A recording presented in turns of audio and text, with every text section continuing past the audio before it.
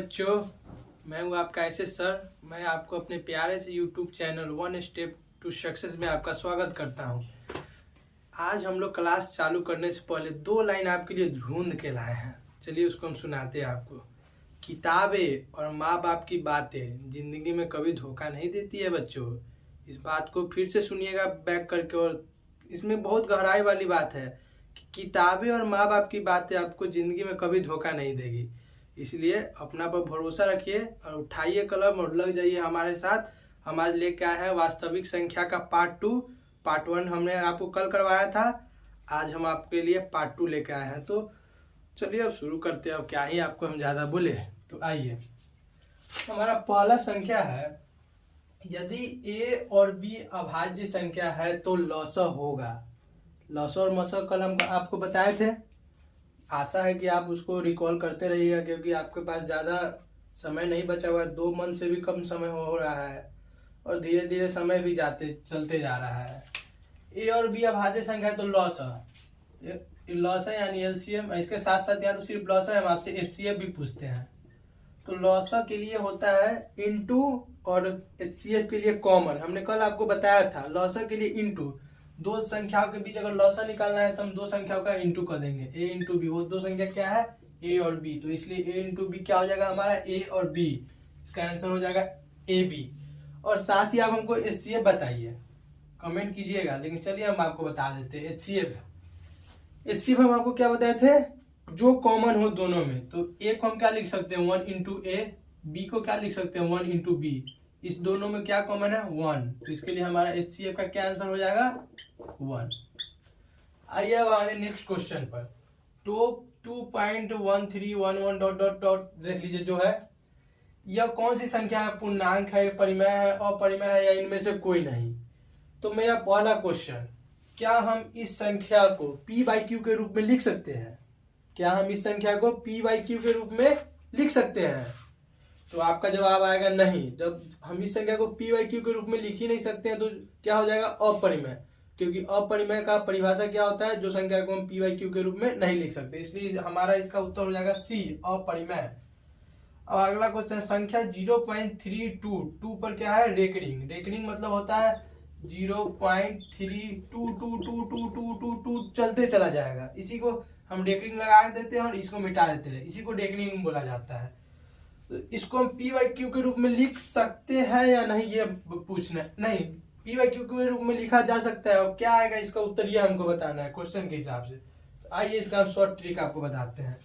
ये जो संख्या रहेगा पॉइंट के बाद वाला, रेकरिंग भूल जाइए, उसको सीधा यहाँ पे लिख लीजिए।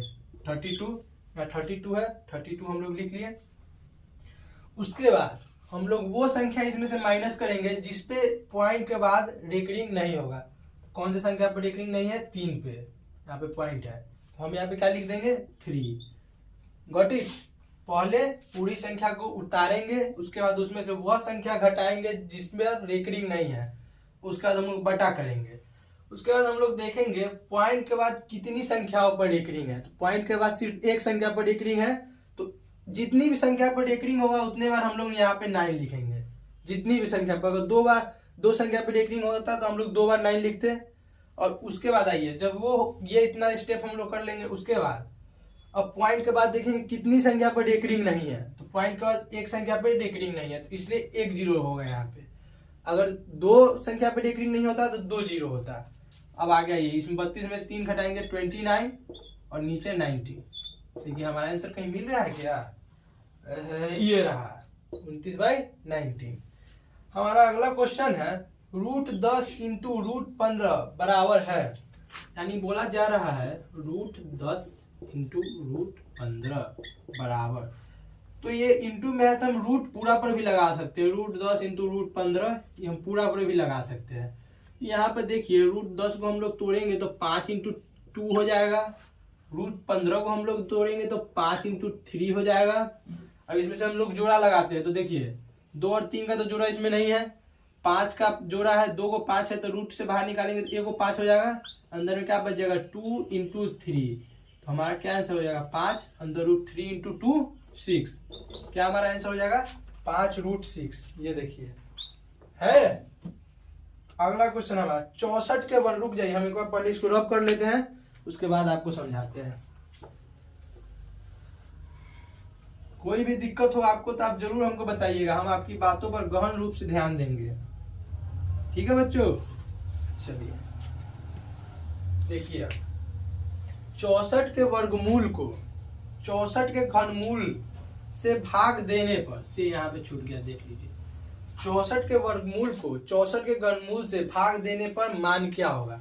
यानी 64 का वर्गमूल यानी 64 यहाँ पे अंडर रूट 2 और 64 का घनमूल 64 और अंडर रूट 3। तो वर्गमूल क्या होता है, जो जोड़े में होता है, यानी इसका अंदर हो जाएगा 8 इंटू 8 और घनमूल क्या हो जाता है होगा, जिसके हम अंदर रूट में 3 बार वो संख्या लिख सकते हैं, जिससे एक संख्या हम सेम संख्या और उसमें से एक संख्या बाहर निकालेंगे और जो 3 संख्या का गुना यहाँ पे लिखेंगे वो इसके बराबर होगा, वो भी सेम संख्या। तो यहाँ पे हो जाएगा 4 इंटू 4 इंटू 4, 4 चौका 16, 16 चौका 64, ठीक है। और घनमूल के लिए 2 पेयर में आता है, 8 इंटू 8 64। तो अब इसमें से निकल जाएगा 1 8 और इसमें से निकल जाएगा 1 4, 4 दूना क्या हो जाता है 8। तो इसका आंसर हमारा क्या आ गया 2। 1 सेकेंड रुकिएगा, चलिए आपका 1 सेकेंड का समय समाप्त होता है, आते हैं अगले क्वेश्चन की ओर। 5, 15 और 20 का एलसीएम तथा एचसीएफ का अनुपात होगा। एलसीएम तथा एचसीएफ का अनुपात मतलब एलसीएम बटा एचसीएफ। चलिए पहले हम साइड में निकालते हैं। 5 को हम लोग लिख सकते हैं 5, 10 को हम लोग लिख सकते हैं 2 इंटू 5, 15 को हम लोग लिख सकते हैं 3 इंटू 5। तो एचसीएफ के लिए तो हमने आपको बताया था जो इसमें कॉमन होगा, ये इसमें कॉमन है, निकाल के यहाँ पे लिख लेंगे 5। और एलसीएम के लिए जो इसमें से बड़ा है तीनों में, उसमें से एक निकाल लेंगे 5 और उसके बाद जो भी बचेगा जिसका पेयर नहीं है सबको हम यहाँ पे गुना में लिखेंगे। तो इंटू 2, सॉरी 5, 15 और 20 है, 5 देख लीजिए हो गया ना यहाँ पे झमेला। 1 सेकेंड रुकिए, क्वेश्चन है गलती लिख दी, यहाँ पे होगा 15 यानी 3 इंटू 5, उसके बाद 20 बराबर 2 इंटू 5। तो इसमें से 5 कॉमन होगा तो 5 यहाँ पे आ गया और इसमें से जो बड़ा वाला है 5 वो आ गया और जो बच जाता है सब यहाँ पे एलसीएम में सब गुना में आता है।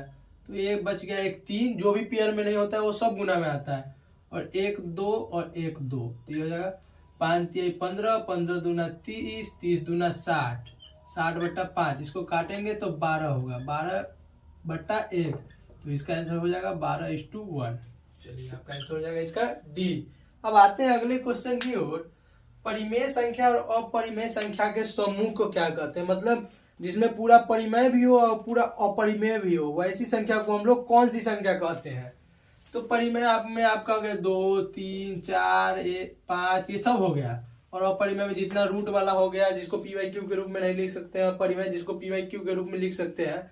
तो हमारी एक संख्या होती है वास्तविक संख्या, जिसको हम बोलते हैं इंग्लिश में रियल नंबर।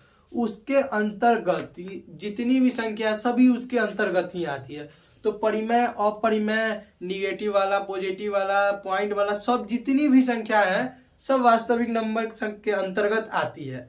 तो इसी कारण जिसमें परिमेय और अपरिमेय भी होगी, जब हम सब की बात कर दिए तो उसमें सब संख्या परिमेय और अपरिमेय भी होती है, तो इसलिए इसका आंसर हो जाएगा वास्तविक। अब हमारा क्वेश्चन है 2 तथा 2.5 के बीच अपरिमेय संख्या है। 2 तथा 2.5 के बीच की अपरिमेय संख्या इनमें से कौन है। चलिए √11 को हम लोग सॉल्व करेंगे तो ये लमसम में आ जाएगा 3.31। तो ये तो भाई 2 से ज्यादा हो गया, तो ये तो हमारा मामूली सी बात, आंसर नहीं होगा। अब आते हैं 22.5 की ओर, रूट अंदर 22.5। तो इसका जब हम लोग सॉल्व करेंगे तो ये लमसम समथिंग में आ जाएगा 4.74 के करीब में आ जाएगा। तो ये भी इसको पार कर गया, 2 से ज्यादा हो गया 4, तो ये भी नहीं होगा। और अब आते हैं हमारा 12.5, तो इसका भी लगभग में होता है 3.4 जाते है, आगे जाता है, इसी के करीब में होगा। तो इस कारण ये भी भिन्न नहीं होगा, क्या है कि ये भी 2 से ज़्यादा आता है 3, तो हमारा बच गया √5। इसको होता है 2.14 समथिंग जाते रहता है आगे। तो ये देखिए हमारा इसके बीच में आ रहा है ना 2.14, 2.5 तक है और हमारा आ रहा है 2.1, यानी इसके बीच की अपरिमेय संख्या क्या होगी √5। हमारा अगला क्वेश्चन है 156 के अभाज्य गुणनखंड में 2 के महत्तम घात है।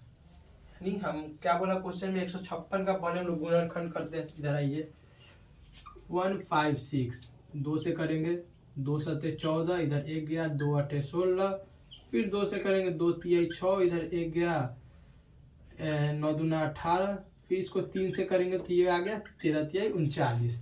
तो हमको बोला है 2 के महत्तम घात, घात यानी स्क्वायर, जो 2 के ऊपर होता है जो भी संख्या होगा उसको हम लोग घात बोलते हैं। तो आइए हम यहाँ देखते हैं इसका क्या हो जाएगा 2 × 2 × 3 × 13। तो हमसे पूछा है 2 का महत्तम घात, तो ये 3 और 13 से हमारा कोई लेना देना नहीं है। 2 को हम लोग लिख सकते हैं, ये 2 को हम लिख सकते हैं 2 के पावर 2, इसलिए इसका घात क्या आ गया 2। तो हमारा आंसर भी क्या हो जाएगा 2, क्योंकि घात पूछा है। अगर हमसे पूछता है कि 2 के गुणनफल कितने, सिर्फ 2 के, तो हम लोग इन दोनों को गुना कर देते 4 कर देते, और पूरा का पूछता तो पूरा का हिस्सा कर देते। लेकिन हमसे क्या पूछा घात, इसलिए हम लोग क्या आंसर लगाएंगे घात कितना है 2। अगर घात यहाँ पे 3 होता तो क्या लगाते 3, तो इसका आंसर हो जाएगा 2। अब चलिए बच्चों हम आपको 10 नंबर सह अभाज्य संख्याओं का मौसा होगा। यह एक 1 लाइनर क्वेश्चन है, यानी 1 लाइनर क्वेश्चन तो आप जानते ही होंगे। यह हम आपको दे रहे हैं, आप हमको कमेंट में इसका उत्तर बताइएगा, ठीक है। इसका उत्तर आप हमको कमेंट में बताइएगा। अगर आपसे नहीं बने तो फिर आप हमको कमेंट में कर दिएगा सर ये इस क्वेश्चन का हम आंसर नहीं निकाल पाए, आप हमको डिस्कस कर दिए तो कर देंगे। 1 सेकेंड आप वेट की। चलिए आपकी समय अवधि समाप्त होती है, हम लोग अगला क्वेश्चन पे चर्चा करते हैं। अगर पूर्णांक b a के पूर्णांक से पूर्णतः विभाज्य है, अगर पूर्णांक b a के पूर्णांक से पूर्णतः विभाज्य, यानी b a के पूर्णांक से पूर्णतः पूरा पूरा कट जाता है, तो b को a का क्या कहा जाता है, ये ना। तो b को a का क्या कहा जाता है, रुकिए मार्कर चेंज कर लेते हैं तो पता नहीं चलेगा। ये हो गया b a, ये तो आप लोग को पता ही होगा। इसको बोलते हैं भाजक, इसको बोलते हैं भाज्य, इसको बोलते हैं भागफल, इसको नीचे बोलते हैं शेषफल। ये तो आप लोगों को पता ही होगा। इस हिसाब से हमारा a हो जाएगा भाजक और b हो जाएगा भाज्य, क्योंकि a को b से भाग देते हैं तो b क्या हो जाएगा भाज्य। तो इसका आंसर क्या हो जाएगा a। अगला क्वेश्चन देखते हैं, क्या 0 किसी पूर्णांक को विभाजित कर सकता है, यानी 0 किसी पूर्णांक को, यानी 0 किसी को भाग दे सकता है। नीचे 0 हो जाएगा, ऊपर कोई भी संख्या ले लीजिए, मानिए 10 ले लेते हैं, तो ये तो भाई इन्फिनिटी हो जाता है। कोई भी संख्या हो, जैसे 5 हो नीचे 0 होगा तो ये इन्फिनिटी होगा, तो इसका आंसर नहीं होगा। अगर यह क्वेश्चन रहता कि कोई भी पूर्णांक 0 को विभाजित कर सकता है तो उसका आंसर होता हाँ, क्योंकि 0 ऊपर आता, कोई भी संख्या 20 नीचे होता तो इसका आंसर होता 0। तो नीचे 50 होता, ऊपर 0 होता, तो ये होता 0। तो उस तरह से क्वेश्चन रहता तो इसका आंसर होता 0। लेकिन 0 किसी पूर्णांक को विभाजित नहीं कर सकता है, क्योंकि उसका आंसर आ जाता है इन्फिनिटी। आगे देखिए 387/405 का सरलतम रूप है। 387/5 का सरलतम रूप, यानी इसको सरल करके हमको बताया। चलिए पहले रब कर लेते हैं ऊपर में, हम लोग इसको रब कर लिया जाए भाई। आइए इधर ध्यान दीजिएगा, 387 का पहले हम लोग गुणनखंड निकालते हैं। 3 से करेंगे, 3 × 3, 3 × 6, 9 × 27, फिर 3 से करेंगे, 4 × 3 12, 3 × 9 हो गया। अब आगे तो नहीं होगा, और हम लोग 407 का देखते हैं। 407 ही 405 है, इसको 3 से करेंगे, दिख रहा होगा। 3 × 3, 3 × 9, 3 × 5 15, फिर 3 से करेंगे, 4 × 12 और 5 × 15, फिर 3 से करेंगे, 3 × 3, 5 × 15, फिर 3 से, ये हो जाएगा 5। तो हमको क्या बोला है इसका सरलतम रूप, तो चलिए पहले यहाँ पे लिख लेते हैं। यह हो जाएगा 43, यहाँ हो जाएगा 1। 387/405, 387 को हम लोग सरल किए तो क्या है 3 × 3 × 43, और 405 को किए तो 3 इंटू 3 इंटू 3 इंटू 3 इंटू 5, तो 1 3 से 1 3, 1 3 से 1 3, 2 3 से 2 3 कट गया, तो ऊपर हमारा बच गया 43 और नीचे आएगा 3 3 9 और 9 5 45। तो हमारा आंसर क्या हो गया 43/45 सरल करने के बाद। देखिए तो ये रहा।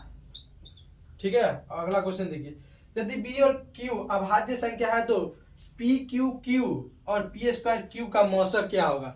मौसर हमने आपको बताया था, मौसर इक्वल टू कॉमन एंड लॉसर इक्वल टू गुणनफल। तो मौसर यानी हम लोग को कॉमन निकालना है, तो पी क्यू क्यू को हम लोग लिख सकते हैं P into P into P into Q, और पी स्क्वायर क्यू को हम लोग लिख सकते हैं P into P into P into Q. इसमें p कॉमन आ जाएगा, फिर यहाँ से भी p कॉमन आ जाएगा और यहाँ से q कॉमन आ जाएगा। तो इसमें से एक निकालेंगे p, इसमें से एक निकालेंगे एक p, इसमें से एक q निकालेंगे एक q, तो ये हो जाएगा p स्क्वायर q। तो हमारा 14वां नंबर का क्वेश्चन क्या आंसर क्या होगा p स्क्वायर q। ये देखिए आंसर हम लोग का मिल रहा है। हमारा लास्ट क्वेश्चन, एक सेकेंड आप लोग अपनी भावनाओं को अंदर दाब के रखिए, हम बता रहे हैं आपको। चलिए हमारा लास्ट क्वेश्चन है 15 नंबर। दो संख्याओं का गुणनफल 8670 है और उनका HCF 17, HCF हम लोग को दिया गया है 17 है, तो उनका LCM होगा। तो दो संख्याओं का गुणनफल और HCF LCM है, तो दो संख्याओं और HCF LCM का हम कोई रिलेशन आपको याद करवाए थे first class, first question, formula base हम आपको बताया थे, याद कीजिए। दो संख्याओं का गुणनफल equal to HCF into LCM। याद आया कुछ? याद कीजिए, इसको याद करवाए थे हम। दो संख्याओं का गुणनफल हमको क्या दिया हुआ है, दो संख्याओं का दिख रहा है, दो संख्याओं का गुणनफल 8670 और HCF इंटू LCM। HCF का मान हम लोग को क्या दिया हुआ है 17 और LCM हम लोग को ज्ञात करना है। चलिए इसको नीचे लाएंगे, तो 8670 अपॉन 17, ये हो जाएगा इधर LCM। 17 पचे 85, 7 एकम 17 एकम 17, इधर 0, तो LCM बराबर हम लोग का क्या आ गया 510। देखिए ऑप्शन में किधर है, ये रहा हमारा क्या आ गया 510। एक सेकंड के लिए आप ब्रेक लीजिएगा, हम आ रहे हैं एक सेकंड में। चलिए आपकी समय समाप्त होती है, 1 सेकंड 2 सेकंड तो समाप्त होती ही रहती है, लेकिन बाबू पढ़ना पड़ेगा। लास्ट ऑप्शन, बिना कठिन परिश्रम किए जीवन में कुछ नहीं होने जाने को है, क्योंकि हम लोग जानते हैं हम लोग सब मिडिल क्लास फैमिली से आते हैं। देखते ही होंगे पापा कैसे कमा के लाती है, मम्मी कैसे अरेंज करती है, जितना लाते हैं उतना ही में कैसे घर चलता है, सब ये सब बात आप समझते हैं। बस इसको अपने अंदर एक बार झांकिए, उसको अपना जीवन में अप्लाई कीजिए, और नहीं कीजिएगा तो क्या दोनों आदमी चलेंगे बैल चलाएंगे और क्या बचेगा। इसलिए ध्यान दीजिए, पढ़ना पड़ेगा। चलिए बातें बहुत होती रहेंगी। अपना 16 नंबर क्वेश्चन देखते हैं। वह धन पूर्णांक जो एक अथवा स्वयं से भाज्य हो सके वह किस तरह की पूर्णांक संख्या है। जो एक अथवा स्वयं से विभाज्य हो, हमको क्या बताए थे हम आपको, जो खुद से और एक को छोड़ के कोई और संख्या से विभाजित न हो, उसे हम क्या बोलते हैं, क्या बोलते हैं, अभाज्य संख्या।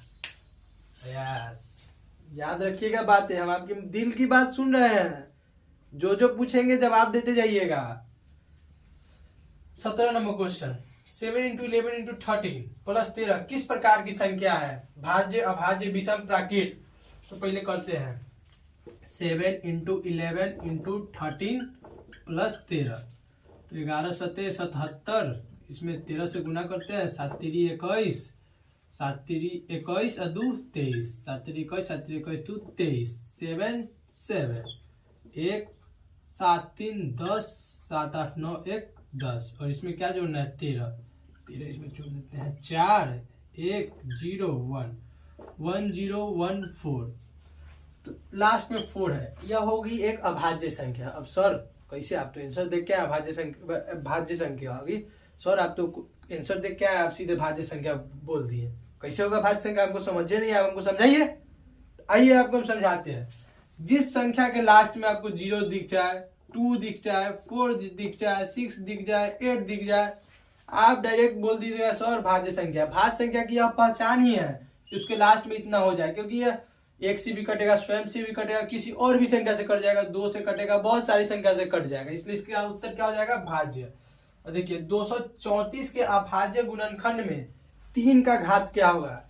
ऐसा सेम क्वेश्चन पीछे वाले स्लाइड पर आपको करवाए थे, तो ये क्वेश्चन भी हम आपको होमवर्क में दे देते हैं। E to Z same exact उसी के जैसा क्वेश्चन है, तो इसमें आपको सोचने समझने की जरूरत नहीं है, डायरेक्ट आराम से कर लीजिएगा, कमेंट में आंसर दे दीजिएगा। और आते हैं 19 नंबर क्वेश्चन की ओर। ये आपका हो गया HW में, यहाँ पे हम HW डाल दे रहे हैं। Question number 11 and 18 HW, comment में आप इसका आंसर हमको दे दीजिएगा। आते हैं 19 नंबर क्वेश्चन। निम्न में कौन परिमेय संख्या है, परिमेय संख्या जिसको हम PYQ के रूप में लिख सकते हैं।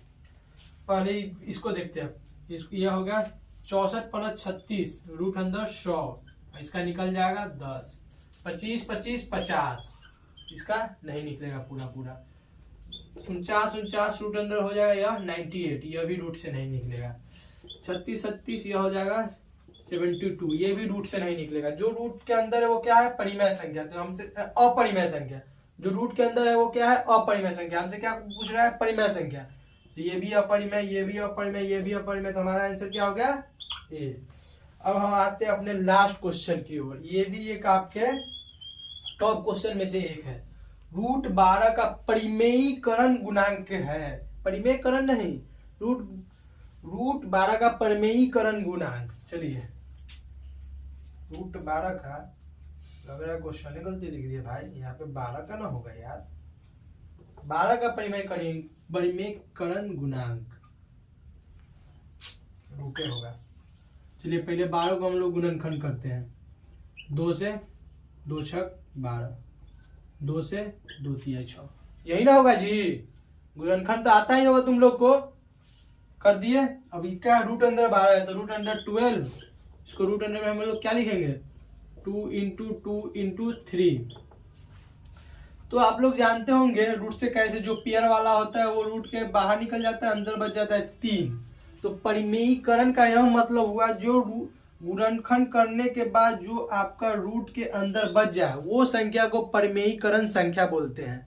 समझ में आया, गुणनखंड करने के बाद रूट में जो संख्या हो उसमें जो रूट के अंदर बच जाए, यानी जो रूट के अंदर बच जाए उस संख्या को हम लोग परिमेयीकरण संख्या कहते हैं। तो इसका आंसर हमारा क्या होगा, 2√3 नहीं होगा, सिर्फ √3 होगा। गोला लगा दिए, सिर्फ √3, आंख बंद करके नहीं पढ़िएगा, आंख खोल के ध्यान दीजिए, √3 होगा। तो आज के लिए इतना ही। हम अपनी वास्तविक संख्या चैप्टर 1 का इंपॉर्टेंट क्वेश्चन आपको 2 क्लास के स्लाइड में करवा चुके हैं।